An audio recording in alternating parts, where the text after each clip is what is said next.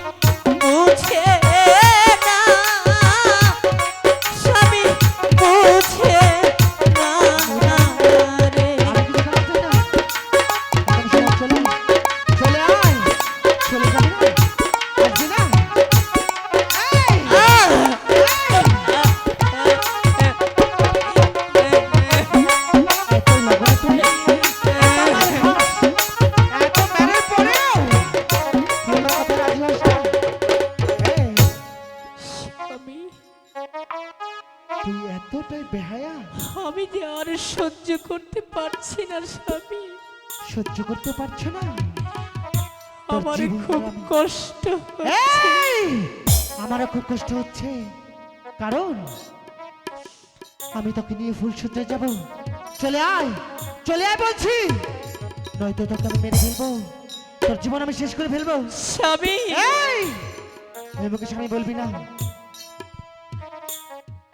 তুমি তুমি তুমি আমাকে যদি মেরেও ফেলো, আমি হাসতে হাসতে জীবন দিয়ে দিব।